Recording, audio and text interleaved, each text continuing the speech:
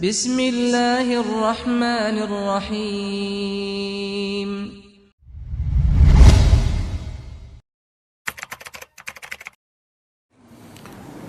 Bismillahirrahmanirrahim.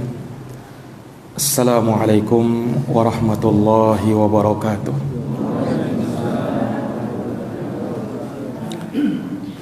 Alhamdulillah. Alhamdulillahi rabbil alamin. Wa bihi nasta'inu ala umurid dunya waddin. Asyhadu an la ilaha illallah wahdahu la syarikalah, ilahul awwalina wal akhirin. Wa asyhadu anna Muhammadan abduhu wa rasuluhu shadiqul amin, sallallahu alaihi wa ala alihi wa sahbihi wa man tabi'ahum bi ihsanin ila yaumiddin wa sallama tasliman katsira. Subhanaka la ilma lana illa ma 'allamtana innaka antal alimul hakim. Allahumma 'allimna ma yanfa'una wanfa'na bima 'allamtana wa zidna ilman ya karim. Rabbi shrah li sadri wa yassir li amri wahlul 'uqdatan min lisani yafqahu qawli, amma ba'd.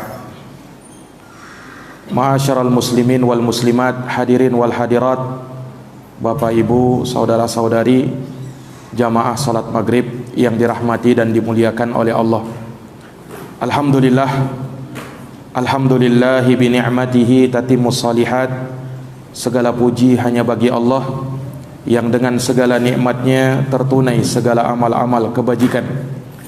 Salawat dan salam semoga terhaturkan, tercurahkan kepada junjungan kita, Nabi Agung, Nabi yang mulia, Rasulullah Muhammad bin Abdullah sallallahu alaihi wasallam, kepada keluarga, para sahabat, dan mereka yang senantiasa meniti jalannya sampai hari kiamat.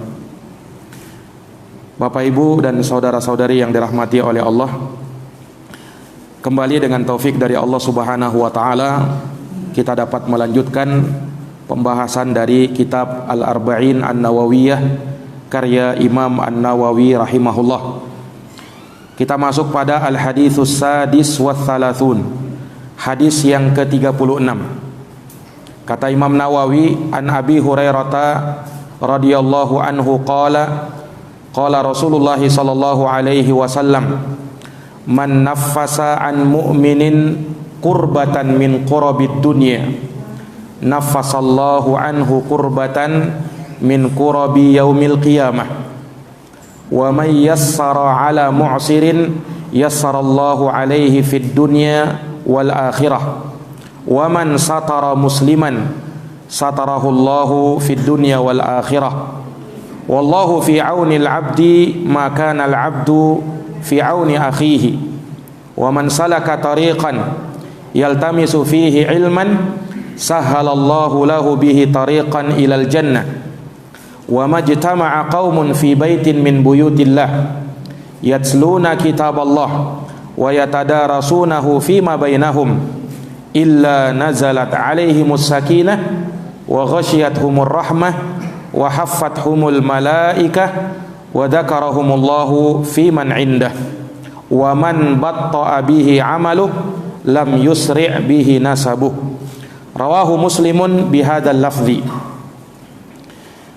Dari sahabat Abu Hurairah radhiyallahu anhu telah berlalu, nama beliau sebagaimana dikuatkan oleh Imam Nawawi adalah Abdurrahman bin Sakhar Ad-Dausi.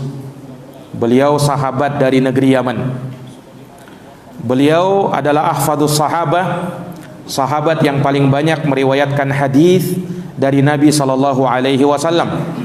Salah satunya adalah hadis ini, di mana Rasulullah sallallahu alaihi wasallam bersabda, man naffasa an mu'min qurbatan min qurabid dunya, barang siapa yang melepaskan, meringankan, menjauhkan dari seorang mukmin satu kesusahan, satu penderitaan dari penderitaan-penderitaannya di dunia, naffasallahu anhu kurbatan min qurabi yaumil qiyamah, maka Allah akan lepaskan darinya satu penderitaannya dari penderitaan-penderitaannya nanti di hari kiamat.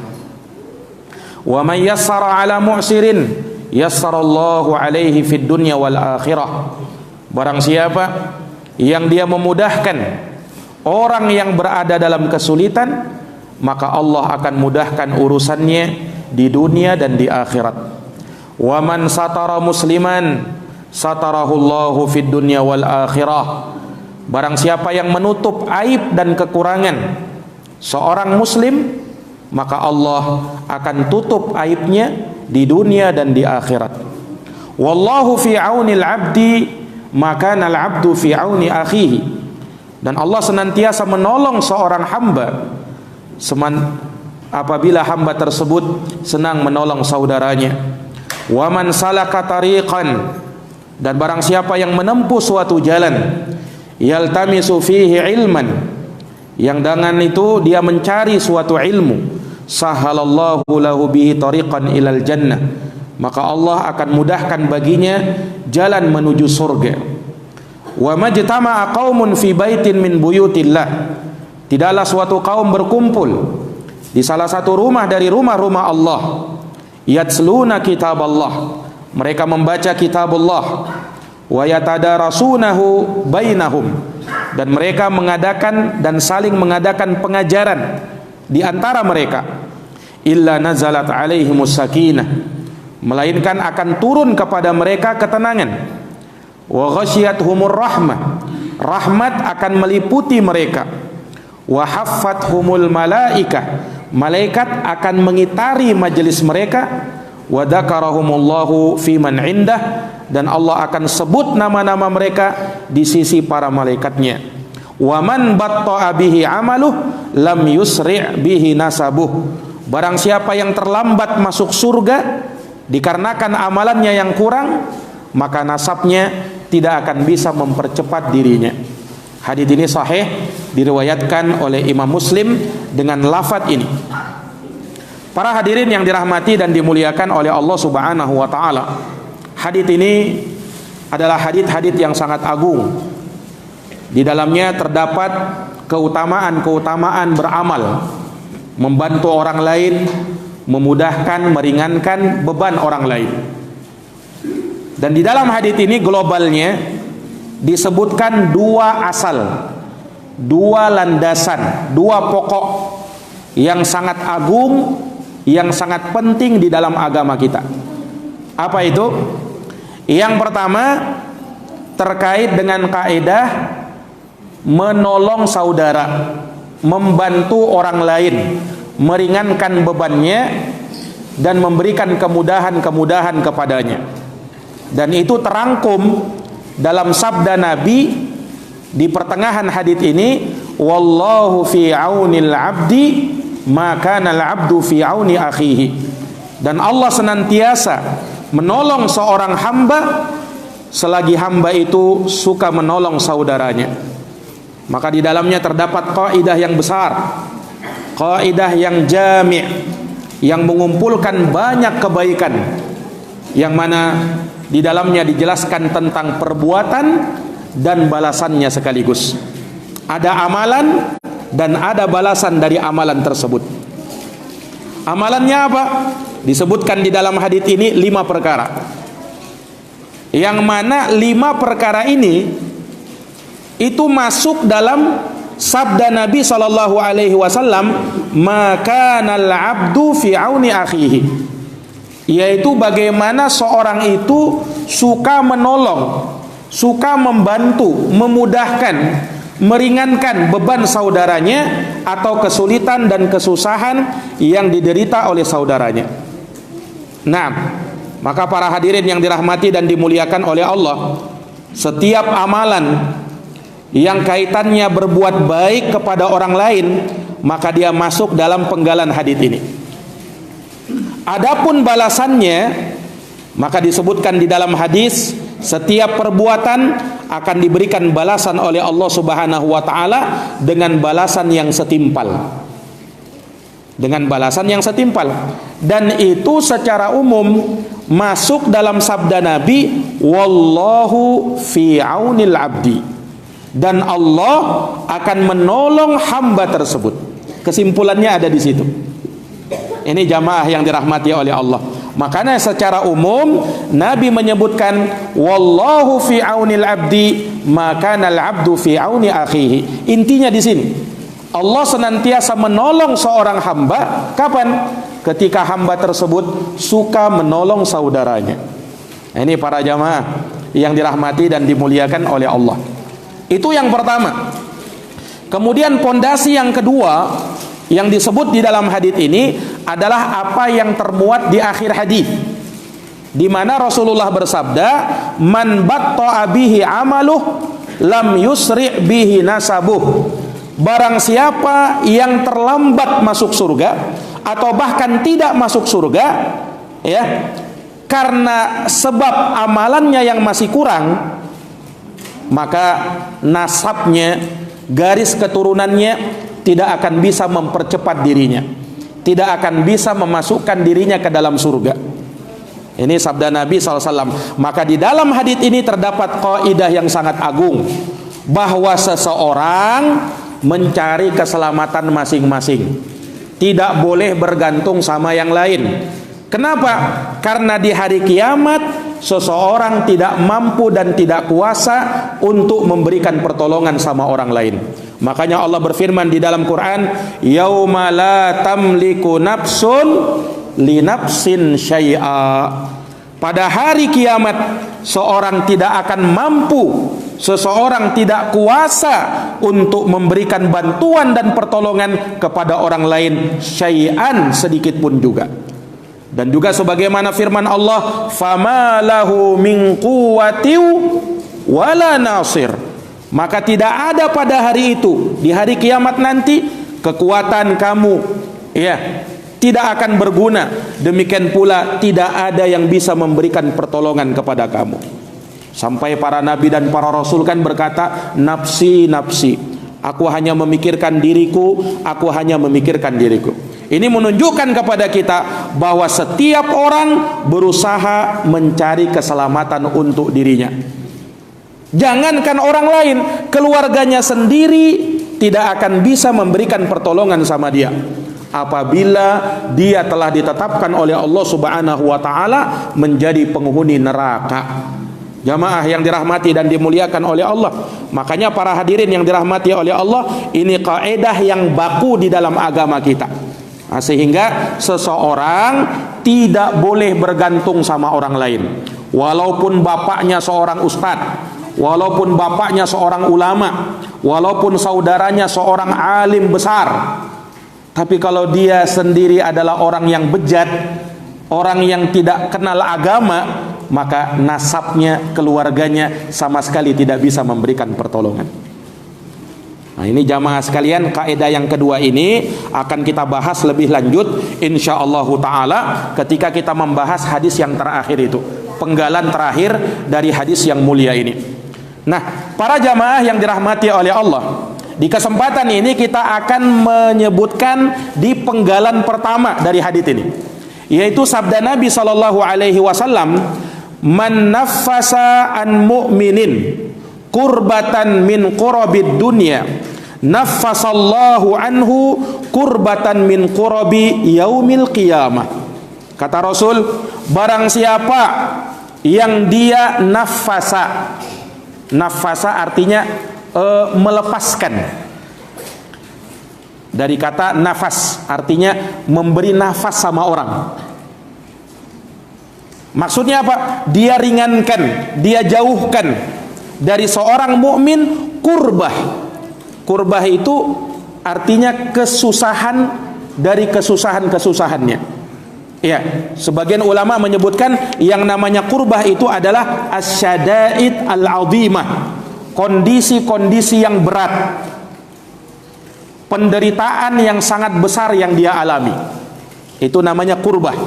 Barang siapa yang meringankan, melepaskan, menjauhkan dari seorang mukmin satu penderitaan, nah, bisa kita tafsirkan, bisa kita artikan penderitaan, satu penderitaannya dari penderitaan-penderitaannya di dunia, naffasallahu anhu kurbatan min qurabi yaumil qiyamah, maka Allah akan lepaskan darinya satu penderitaannya dari penderitaan-penderitaannya pada hari kiamat. Lihat jamaah sekalian, di dalam hadits ini terdapat kaidah yang sangat agung dan terkenal di kalangan para ulama yang berbunyi al jaza min jinsil amal. Balasan sesuai dengan perbuatan yang kau lakukan. Ya. Allah Subhanahu wa taala berfirman di dalam Al-Qur'an, jazaa'u wifaqa. Balasan Allah Subhanahu wa taala nanti pada hari kiamat adalah balasan yang setimpal. Allah tidak menzolimi hambanya. Kau berbuat begitu, balasannya juga begitu. Kau berbuat begini, balasannya juga begini. Al jaza min jinsil amal. Nah, jamaah yang dirahmati dan dimuliakan oleh Allah, terkait dengan kaidah yang agung ini, bahwa balasan sesuai dengan jenis perbuatan kita, ini dalilnya sangat banyak. Bahkan kata Imam Ibnul Qayyim rahimahullah, lebih dari 100 dalil dari Quran dan Sunnah yang menunjukkan kaidah ini, bahwa balasan sesuai dengan perbuatan yang dilakukan oleh manusia. Makanya kita akan dapati ayat-ayat di dalam Quran, misalnya firman Allah, wa makaru wa makarallah wallahu khairul makirin. Ini al jaza min jinsil amal. Mereka membuat makar, tipu daya, dan Allah balas makar dan tipu daya mereka, dan Allah sebaik-baik yang membuat tipu daya. Al jaza min jinsil amal. Balasan sesuai dengan perbuatanmu. Karena kau membuat makar, Allah pun membuat makar kepada dirimu. Ini jamaah. Juga misalnya firman Allah Subhanahu wa taala tentang orang munafikin. Innal munafiqina yukhadi'unallah wa huwa khadi'uhum. Kata Allah, sesungguhnya orang-orang munafik itu mereka menipu Allah dan Allah balas tipuan mereka. Mereka mau menipu Allah, Allah balas menipu mereka. Balasan sesuai dengan perbuatan. Nah, maka demikian pula dalam kebaikan. Allah berfirman misalnya, intan surullaha yansurkum. Jika kalian menolong Allah, yakni menolong agama Allah, maka Allah akan tolong kalian. Karena kau menolong, Allah tolong. Tentang masalah sedekah misalnya, Rasulullah bersabda, anfiq umfaq alaika. Berinfaklah kamu, niscaya Allah akan memberikan infak kepadamu. Ini jamaah sekalian. Juga misalnya hadis yang pernah kita bacakan, hadis lewat. Rasulullah menyatakan, ihfadillaha yahfazka. Jagalah Allah, niscaya Allah akan menjaga kamu.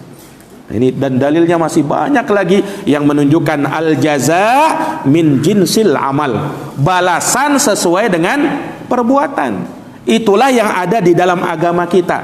Dan ini sangat berbeda jauh dengan apa yang diistilahkan orang dengan hukum karma. Dalam Islam, Pak, tidak ada yang namanya hukum karma. Orang Islam terkadang ikut latah juga kalau mengatakan itu, ini kena karma kamu katanya. Padahal itu bukan bagian dari agama kita. Karma itu tidak ada di dalam Islam. Di dalam Islam yang ada apa? Al jaza min jinsil amal. Balasan sesuai dengan perbuatannya kamu. Kenapa begitu? Berbeda dengan hukum karma. Karena kalau hukum karma, terkadang orang berbuat begini, misalnya dia berbuat begitu, melakukan perbuatan jahat, di karma dia bisa jadi bukan dia yang bukan dia yang kena, tapi keluarganya yang kena. Nah, sementara kalau dalam jaza min jinsil amal, kalau orang yang berbuat kejahatan dia sendiri yang dapat. Apalagi kalau dikatakan karma itu, ya, nanti kalau dia berbuat seperti itu di kehidupan ini, nanti di kehidupan berikutnya, ya, melalui proses reinkarnasi menurut keyakinan sebagian orang itu, nanti dia akan dibalas di kehidupan untuk yang keduanya. Maksudnya di kehidupan dunia juga ada orang berkeyakinan reinkarnasi katanya. Nah, manusia itu setelah dia mati nanti bereinkarnasi lagi jadi jadi manusia lain. Kalau dia jahat bisa jadi binatang. Nah, ini bukan agama kita itu, Pak. Nah, kalau orang sudah mati di dalam agama kita, tidak ada namanya istilahnya reinkarnasi. Yang ada kehidupan berikutnya, kehidupan alam barzakh. Nah, itu para hadirin yang dirahmati dan dimuliakan oleh Allah Subhanahu wa taala. Jadi beda antara al jaza min jinsil amal dengan hukum karma. Al jaza min jinsil amal itu bagian dari amal dari agama kita, sementara hukum karma bukan bagian dari agama kita. Para jamaah yang dirahmati dan dimuliakan oleh Allah Subhanahu wa taala. Maka ini hal yang pertama yang kita tetapkan dari hadits ini.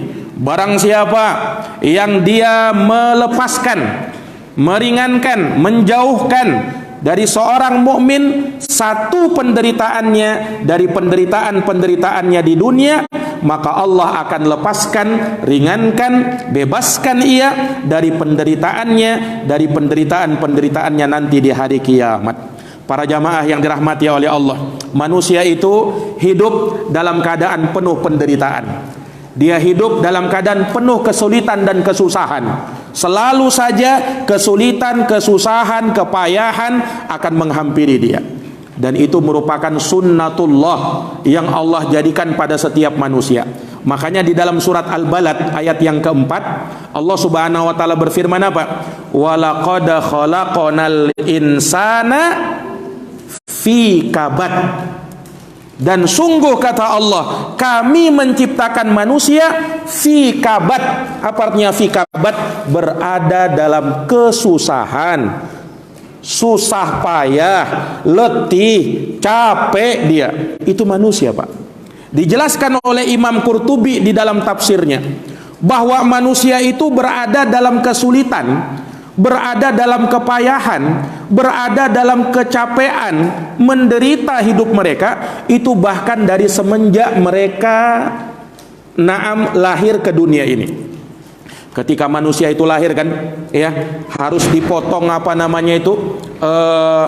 tali pusarnya. Harus dipotong tali pusarnya itu. Kemudian setelah itu dia pun menangis. Dia pun mencari rezekinya, mencari nafkahnya dengan menginginkan air susu dari ibunya. Kalau misalnya dilepas atau dihentikan, maka dia menangis lagi. Terkadang dia sakit, ya. Terus perkembangan demi perkembangan, ada saja kesulitan yang menghampiri dirinya. Ada saja kepayahan, penderitaan yang menghampiri dirinya. Ketika dia mulai proses tumbuh, misalnya tumbuh satu giginya, sakit badannya, panas badannya terkadang. Kemudian nanti harus dikhitan, ya, harus disunat dia. Lihat penderitaan-penderitaan manusia itu. Para jamaah yang dirahmati dan dimuliakan oleh Allah. Dan semakin dewasa, penderitaan semakin bertingkat-tingkat. Ya kan? Kita, Pak, para hadirin yang dirahmati oleh Allah, bukan tidak mengalami penderitaan. Ada kesulitan-kesulitan, ada kesusahan-kesusahan yang kita hadapi, ada kepayahan. Dan itulah yang namanya hidup. Ya, itulah yang namanya apa? Itulah yang namanya hidup. Dia harus bekerja, ya, dia harus banting tulang, peras keringat, untuk mencari maisha, mencari nafkah. Ibu-ibu di rumah dia harus bekerja di rumah, merawat rumahnya, merawat anaknya, menyapu, mencuci piring, mencuci baju, dan semuanya. Ini semuanya ada penderitaan. Itu semuanya ada kesulitan. Hanya tentunya bertingkat-tingkat. Ada yang susah, ada yang mudah, ada yang sangat susah penderitaannya. Nah, yang jelas manusia itu kata Allah apa? Fi kabad, selalu saja berada dalam kesusahan, selalu saja berada dalam kepayahan. Apalagi jamaah sekalian, ketika ujian dan cobaan menghampiri, terkadang dia harus jatuh sakit. Sakitnya terkadang sakit yang berat. Terkadang mungkin meninggal sanak saudaranya, mungkin terkadang mungkin harus hilang hartanya, terjadi musibah kebakaran, terjadi musibah gempa bumi, ya, harus menghilangkan banyak dari harta bendanya. Dia pun jatuh miskin. Dia pun harus meminta kepada orang lain terkadang. Para jamaah yang dirahmati oleh Allah, kesulitan demi kesulitan terus menghampiri manusia. Tapi jamaah sekalian, ya, kesulitan yang yang menghampiri manusia, ya, itu berbeda-beda dan bertingkat-tingkat. Yang jelas semua manusia berada dalam kesulitan. Jangan disangka yang sulit itu hanya orang-orang miskin saja. Orang kaya pun kadang bisa mendapati kesulitan, bisa terkadang menghadapi kepayahan. Para raja, para presiden sekalipun terkadang bisa berada dalam kesusahan, kepayahan, keletihan, kecapean. Nah, hatapun dia orang besar. Makanya Allah kan sebutkan secara umum, laqad khalaqnal insan, bahwasanya yang namanya insan, kita itu insan. Insan itu manusia. Selalu saja fi kabad, selalu saja berada dalam kepayahan, selalu saja berada dalam kesulitan. Nah, hanya saja Allah membedakan kesulitan dan kepayahan yang diderita oleh orang-orang muslim dengan kesulitan dan kepayahan yang diderita oleh orang-orang kafir. Nah, bedanya apa? Allah sebutkan dalam Quran, in takunu ta'lamuna fa innahum ya'lamuna kama ta'lamun wa tarjuna minallahi ma la yarjun. Kata Allah, jika kalian mengalami sakit, maka mereka pun orang kafir itu juga mengalami sakit. Bukan kalian aja yang sakit, bukan kalian aja yang menderita. Ya, mereka pun menderita. Terus bedanya apa? Wa tarjuna minallah ma la yarjun. Tapi kalian, kata Allah, kalian umat Islam, kalian orang yang beriman, kalian mengharapkan pahala di sisi Allah melalui penderitaan dan kesusahan yang kalian hadapi, tidak pada mereka. Kalau pada mereka kesusahan dan kepayahan itu menjadi azab bagi mereka. Sementara kita umat Islam, sementara kita orang yang beriman, kesusahan dan kepayahan menjadi rahmat, paling tidak bisa mengampuni dosa-dosa kita. Ya kan? Itu jamaah yang dirahmati oleh Allah. Makanya Rasul pernah bersabda, ma yusibul muslim min nasabin wala wasabin wala ghammin wala hammin wala adha hatta syaukah yushaquha illa kaffarallahu biha min khotoyah. Kata Nabi SAW, barang siapa yang tertimpa suatu masalah, tertimpa suatu musibah berupa kesedihan, gundah gulana, kesulitan, kepayahan, sakit yang dia derita, sampai duri, kata Nabi, yang menusuk kakinya, itu akan menjadi penggugur dosa-dosanya. Allahu Akbar. Inilah bedanya, Pak. Nah, sehingga asalkan seorang muslim itu bersabar, tidak berkeluh kesah dengan penderitaan yang dia hadapi, penderitaan bisa berbuah ampunan, penderitaan bisa berbuah rahmat dari Allah Subhanahu wa ta'ala. Para jamaah yang dirahmati dan dimuliakan oleh Allah Subhanahu wa ta'ala, ya, maka daripada itu Allah Subhanahu wa ta'ala menginginkan dari kita, ketika kita melihat ada saudara kita berada dalam kesulitan, kesusahan, kepayahan, bantu dia. Jangan dibiarkan. Jangan kau berkata, oh nanti itu akan penggugur dosanya juga itu Ustaz, nanti itu akan menjadi rahmat bagi dia. Betul memang, akan tetapi kita sebagai saudara muslim berkewajiban membantu, meringankan, melepaskan penderitaannya. Jangan dibiarkan. Dan balasannya Allah Subhanahu wa ta'ala akan lepaskan dari kamu kesusahan, akan lepaskan dari kamu kesulitan, penderitaan dari penderitaan-penderitaanmu nanti pada hari kiamat. Ini para jamaah yang dirahmati dan dimuliakan oleh Allah Subhanahu wa ta'ala. Nah, para jamaah yang dirahmati oleh Allah, ada satu hikmah yang harus kita ambil pelajaran darinya. Kisah yang Allah Subhanahu wa ta'ala ceritakan di dalam Al-Quran, yaitu kisahnya Nabi Musa alaihi salam. Nabi Musa sebagai Nabi Allah yang mulia, termasuk dari ulul azmi, yaitu Nabi yang Allah berikan tingkat kesabaran yang luar biasa. Nabi Musa alaihi salatu wassalam, beliau mendapatkan ujian dan cobaan yang sangat besar di masanya. Harus menghadapi Raja Fir'aun yang sangat kafir pada waktu itu, yang mengaku dirinya Tuhan. Fir'aun mengatakan, ana rabbukumul a'la, saya Tuhan kalian yang paling tinggi. Itu kata Fir'aun, Pak. Manusia yang paling kejam, manusia yang paling bejat pada waktu itu. Naam, manusia yang paling kafir pada waktu itu, si Fir'aun ini. Ya. Padahal sudah jelas bagi dia mukjizat Nabi Musa itu. Mukjizat Nabi Musa itu dia lihat terang-terangan dengan mata kepalanya. Iya, kok bisa-bisanya tongkatnya Nabi Musa berubah menjadi ular? Kok bisa-bisanya tongkat Nabi Musa dihentakkan di tanah, kemudian tanah itu terbelah, kemudian bisa membelah lautan? Itu disaksikan sama Fir'aun. Iya. Tetapi apa? Karena kesombongannya, karena keangkuhannya, dia tolak semua itu, mukjizatnya Nabi Musa. Subhanallah. Sampai diceritakan suatu kisah, ya, ketika Nabi Musa alaihi salam, ya, Allah kan berikan kekuatan pada Nabi Musa ini, Pak. Salah satu kekuatan Nabi Musa itu, beliau sangat kuat, memukul orang satu kali, mati orang yang dipukul itu. Itu Nabi Musa, Pak. Jadi pernah terjadi perselisihan antara kaumnya Musa dengan kaumnya Fir'aun. Maka si kaumnya Fir'aun ini, ya, melunjak. Akhirnya dipukul sama Nabi Musa. Mati orang itu langsung sekali pukul. Akhirnya Nabi Musa jadi buronan waktu itu. Dicari oleh Fir'aun, disuruh tangkap untuk disiksa. Akhirnya Nabi Musa disebutkan dalam kota itu, beliau pun harus Beliau pun harus keluar dari kota tempat Fir'aun. Sampai pada akhirnya pelarian demi pelarian, beliau Nabi Musa alaihi salam harus berbaring, beristirahat di sebuah pohon. Di sebuah pohon itu Nabi Musa diperlihatkan suatu pemandangan. Ada orang-orang sedang memberikan minum kepada onta-ontanya, kepada sapinya, kepada kambingnya, hewan ternaknya. Sementara di belakang orang kaum ini yang sedang memberikan minum air ini, ada dua orang wanita yang mereka berada di belakang, yang mereka juga membawa hewan ternak mereka untuk diberikan minum. Akan tetapi karena kaum laki-laki belum selesai, maka mereka menunggu. Nabi Musa pun melihat keadaan tersebut. Maka Nabi Musa membantu dua orang wanita tadi. Akhirnya Nabi Musa yang membantunya dan memberikan minum kepada hewan-hewan ternaknya. Beliau lakukan tersebut ikhlas karena Allah, tanpa mengharapkan balasan apapun.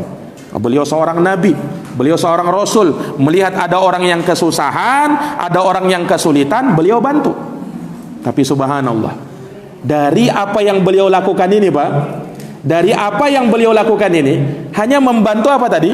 Membantu dua orang perempuan, ya, yang tadinya mau memberikan minum kepada hewan ternaknya, tapi mereka kesulitan karena masih ada kaum laki-laki. Mereka tidak mau bercampur baur dengan kaum laki-laki. Akhirnya dibantu oleh Nabi Musa. Ini kan mungkin orang bilang ini ya cuman bantuan yang tidak seberapa lah, ya, hal yang ringan. Tapi subhanallah, apa yang didapatkan oleh Nabi Musa setelah peristiwa itu. Jadi setelah beliau membantu wanita tersebut, maka beliau kembali ke pohon tadi, beliau beristirahat di bawah pohon tersebut. Tidak lama kemudian datang bapaknya dua orang wanita tersebut. Kemudian Nabi Musa ditawari, Pak, salah satu dari dua wanita tersebut untuk dinikahi. Nah, akhirnya dinikahi oleh Nabi Musa. Nah, beliau mendapatkan istri dengan sebab itu. Kemudian apa? Ketika itu bapaknya dua orang perempuan tersebut, mengatakan kepada Nabi Musa, la takhaf, jangan kau khawatir wahai Musa, najautu minal qaumidz zalimin, najauta minal qaumidz zalimin, sungguh engkau berada di kampung ini, kau selamat dari kaum yang zalim. Maksudnya kau selamat dari Fir'aun. Jangan kau khawatir di sini. Ini yang kedua yang beliau dapatkan. Dapat perempuan, dinikahi, kemudian beliau selamat dari kejaran Fir'aun. Lebih daripada itu, subhanallah, ketika beliau keluar membawa istrinya, kemudian datang ke Bukit Tursina, di sanalah beliau menerima wahyu Allah Subhanahu wa taala, diangkat menjadi nabi dan rasul Allah. Bahkan bukan sekedar diangkat menjadi nabi dan rasul, langsung diajak bicara oleh Allah. Inilah keistimewaannya Nabi Musa. Beliau bergelar Kalimur Rahman. Nabi Musa itu apa? Kalimur Rahman, seorang nabi yang langsung diajak bicara oleh Allah. Tidak semua nabi, Pak, dapat keistimewaan begitu. Hanya 3 orang nabi, kata para ulama, yang mendapat keistimewaan seperti itu. Yang pertama Nabi Adam alaihi salam, karena disebut dalam hadis Nabi Adam itu nabiyun mukallam, nabi yang langsung diajak bicara sama Allah. Yang kedua Nabi Musa alaihi salam, Kalimur Rahman. Yang ketiga Nabi kita Muhammad sallallahu alaihi wasallam, dalam peristiwa Isra dan Mi'raj Allah langsung mengajak bicara Nabi kita Muhammad sallallahu alaihi wasallam. Hanya 3 orang nabi. Namun yang terkenal sebagai Kalimur Rahman adalah Nabi Musa alaihi salam. 3 keutamaan langsung beliau dapatkan. Karena apa, Pak? Karena membantu orang tadi. Iya, membantu orang yang sedang kesulitan. Cuman memberikan apa? Minum untuk hewan-hewan ternak 2 orang tadi. Beliau dapat 3 keutamaan sekaligus. Ini buahnya. Para jamaah yang dirahmati oleh Allah, sehingganya kata para ulama, seseorang itu tidak boleh meremehkan amal-amal walaupun dia kecil, walaupun dianggap sepele, walaupun dianggap orang sebelah mata, walaupun dikatakan ringan. Jangan dianggap remeh, Pak. Karena apa? Bisa jadi amal yang kita anggap remeh itulah yang menyelamatkan kita nanti pada hari kiamat. Lihat Nabi Musa alaihi salam, ya, beliau mendapatkan keistimewaan, naam, hanya gara-gara itu tadi. Subhanallah. Para jamaah yang dirahmati dan dimuliakan oleh Allah. Makanya kalau seseorang beramal, jangan kau lihat kecilnya amalan itu, tapi yang kau harus perhatikan niatmu dan keikhlasanmu. Kenapa? Ulama mengatakan rubba amalin saghirin tukabbiruhun niyah. Betapa banyak amalan yang kecil menjadi besar karena niatnya. Wa rubba amalin kabirin tusaggiruhun niyah. Dan betapa banyak amalan yang besar namun menjadi kecil gara-gara niatnya. Nah, maka yang menentukan itu niatnya kamu. Para jamaah yang dirahmati dan dimuliakan oleh Allah. Makanya mungkin sering kita mendengarkan hadis itu, hadisnya seorang wanita pelacur yang dia memberi minum seekor anjing. Lihat, Pak, memberi minum seekor anjing. Dia beri minum dengan sepatunya, bukan dengan gelas. Dengan sepatunya dia beri minum untuk seekor anjing lagi. Apa yang Rasulullah sebutkan? Ini dalam hadis riwayat Bukhari Muslim. Kata Rasulullah, faqad ghafarallahu laha wa syakara laha. Allah mengampuni dosanya dan Allah berterima kasih kepada dia. Amalannya itu amalan besar atau kecil, Pak? Amalan kecil. Cuman memberi minum anjing lagi. Tapi Allah berikan ganjaran balasan yang besar. Kenapa? Karena niatnya. Nah, makanya kata para ulama jamaah sekalian, seseorang itu tidak boleh meremehkan amalan-amalan yang kecil, walaupun hanya sekedar memberi minum. Nah, kata ulama, kalaulah memberi minum seekor anjing itu pahalanya sedemikian rupa, maka bagaimana pendapatmu? Bagaimana sekiranya kalau kita memberikan minum kepada orang lain, memberikan minum kepada jamaah, apalagi sampai memberi makan kepada jamaah? Masya Allah. Ini orang-orang yang besar pahalanya, yang memberi kita minum, yang memberi kita makan pada hari ini. Nah, semoga Allah Subhanahu wa taala berikan balasan yang mulia untuk mereka. Para jamaah yang dirahmati dan dimuliakan oleh Allah. Ya, karena memang besar pahalanya. Ya, Rasulullah Shallallahu Alaihi Wasallam di antara infak yang beliau Shallallahu Alaihi Wasallam anjurkan untuk memberikan air kepada kaum muslimin. Apalagi nanti kalau tiba hari puasa, Pak. Nah, kalau nanti tiba bulan Ramadan, nah itu berlomba-lomba kita memberi makan orang yang buka puasa, memberi minum orang yang buka puasa. Kenapa, Pak? Di hari biasa saja itu besar pahalanya, apalagi di bulan Ramadan. Makanya termasuk kebiasaan yang baik kalau seorang itu misalnya membuat jadwal-jadwal seperti itu. Ada untuk berbuka puasa, bahkan terkadang di sebagian masjid ada juga untuk buka puasa bersama, sahur bersama. Ini amalan yang sangat bagus dalam rangka untuk menghidupkan hal-hal yang seperti itu, memberi makan, memberi minum kepada jamaah, apalagi orang-orang yang sholat, orang-orang yang sedang puasa. Ini besar pahalanya di sisi Allah Subhanahu wa taala. Para jamaah yang dirahmati dan dimuliakan oleh Allah Subhanahu wa taala. Iya, kalau kita melihat hadits ini, ya, di mana Rasulullah menyebutkan barang siapa yang melepaskan, meringankan dari seorang mukmin.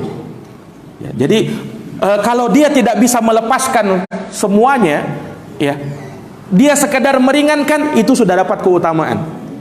Apalagi kalau misalnya lepas semuanya, dia ringankan saja, tidak bisa lepas itu kesulitan itu, tapi dia ringankan, maka ini keutamaannya besar. Dan kata para ulama, ini bebas, ini bersifat umum. Terkadang kita melepaskan, meringankan beban saudara kita, penderitaan saudara kita, mungkin dengan bantuan tenaga kita, mungkin dengan harta kita, mungkin dengan ucapan kita yang tadinya mungkin dia menderita, sedih, ya kan? Tapi dengan ucapan-ucapan kita menyuruh dia bersabar, menghibur dia, karena dia mungkin mengalami kesedihan, ya. Dengan kita hibur dia, maka dia pun menjadi menjadi tenang, menjadi terhibur. Itu sudah nafasaan mukmin kurbatan min qurabid dunya. Para jamaah yang dirahmati oleh Allah. Kemudian Allah balas, Allah akan berikan kepada dia, Allah akan lepaskan dari dia kesulitan dari kesulitannya pada hari kiamat. Baik. Kalau kita lihat hadis ini dengan hadis berikutnya, orang yang memudahkan orang yang berada dalam kesulitan, Allah akan mudahkan urusannya di dunia dan di akhirat. Disebutkan di dunia dan di akhirat. Siapa yang menutup aib saudara muslim, maka Allah tutup aibnya di dunia dan di akhirat. Tetapi hadis yang pertama, di penggalan yang pertama, tidak disebut di dunia, di akhirat saja. Tidak dikatakan nafasallahu anhu kurbatan min qurabid dunya wa kurbatan min qurabi yaumil qiyamah. Tidak disebut begitu. Tidak disebut Allah akan lepaskan darinya kesulitannya di dunia dan kesulitannya di hari kiamat. Tidak. Tapi langsung Allah sebut Allah akan lepaskan darinya kesulitannya di hari kiamat. Kenapa disebutkan di hari kiamat? Kata ulama rahimahumullahu ta'ala, disebutkan hari kiamat sebab kesulitan, kesusahan, penderitaan yang paling besar adalah penderitaan di hari kiamat. Penderitaan di dunia Pak belum ada apa-apanya. Nah, kalau kita mungkin mengalami penderitaan di dunia, sebesar apapun penderitaan itu, ingat, penderitaan di akhirat jauh lebih mengerikan, jauh lebih besar. Kenapa Pak? Alamnya sudah beda. Kita nanti lihat ya, gambarannya itu orang dikumpulkan di padang mahsyar, ya. Kita itu kan Pak bangkit dari kubur kita. Bangkit dari kubur kita, ya, dalam keadaan tertidur dalam waktu yang sangat amat lama. Kalau kita mati Pak, kira-kira berapa tahun nanti dibangkitkan? Wallahu a'lam, kan kita tidak tahu. Kiamat aja kita kapan tidak tahu, ya kan? Nah, kata para ulama, setelah kiamat dengan nanti hari kebangkitan, itu jaraknya ada yang menyebutkan sekitar 40 tahun. Jarak kiamat dengan hari kebangkitan nanti. Nah, kalau misalnya kita meninggal, kiamat kita tidak tahu, wallahu alam, apakah 100 tahun lagi, 1000 tahun lagi, wallahu alam. Kira-kira berapa lama kita tertidur itu? Lama kan? Kemudian setelah itu dibangkitkan. Kira-kira bagaimana perasaan itu rasanya?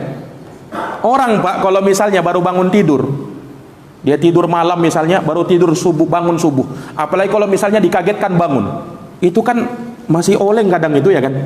Maksudnya apa? Ketika dia bangun itu masih error pikirannya itu. Nah, ya tahulah orang yang biasa baru bangun tidur itu bagaimana rasanya, ya kan? Apalagi pas dikagetkan, tidak nyaman sekali rasanya itu. Itu baru 1 malam Pak.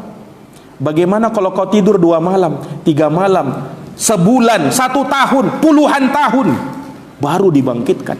Bagaimana perasaan ketika itu? Pernahkah kita memikirkan hal yang begitu? Kemudian ditambah lagi, kita dibangkitkan dalam keadaan tidak punya alas kaki, tidak berpakaian, telanjang bulat, belum dikhitan. Itu keadaan kita pada waktu itu. Para jamaah yang dirahmati oleh Allah. Nah, lebih mengerikan lagi, Allah kumpulkan kita di padang mahsyar, tidak ada bangunan, tidak ada pepohonan, tidak ada bukit dan gunung, rata tandus. Bayangkan. Kemudian matahari didekatkan sejarak 1 mil. Pernah dengar hadisnya kan Pak? Matahari didekatkan sejarak 1 mil. 1 mil itu kata para ulama ada 2 penafsiran. Ada yang mengatakan 1 mil, jarak 1 mil, betulan 1 mil. Yang 1 mil itu jaraknya 1,6 kilometer. Sekitar itu.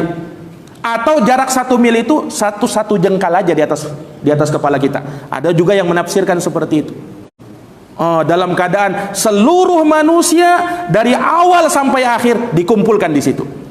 Berapa miliar manusia ketika itu? Mungkin berapa triliun manusia ketika itu? Dari awal Nabi Adam sampai manusia terakhir. Nah, manusia paling awal siapa? Adam. Manusia paling terakhir siapa? Wallahu a'lam siapa yang paling terakhir nanti itu, ya kan? Nah, yang jelas manusia dalam jumlah banyak dikumpulkan dalam keadaan susah payah untuk duduk. Jangan ada yang berpikir nanti kita bisa istirahat, cari tempat teduh. Enggak ada pada waktu itu, Pak. Lihat, itu kesulitan dari kesulitan-kesulitan pada hari kiamat. Makanya tidak disebut kesulitan di dunia. Kenapa? Sudah terbayarkan. Kesulitan nanti di akhirat lebih mengerikan. Para jamaah yang dirahmati oleh Allah, mudah-mudahan Allah Subhanahu wa taala selamatkan kita dari kepayahan, kesulitan, kesusahan dan penderitaan di hari kiamat. Innahu waliyudzalika wal qadiru alaih. Jazakumullah khairan atas perhatiannya. Mohon maaf atas segala kekurangannya. Kita tutup dengan doa kafaratul majlis. Subhanakallahumma wa bihamdika asyhadu an la ilaha illa anta astaghfiruka wa atubu ilaik. Wassalamu alaikum warahmatullahi wabarakatuh.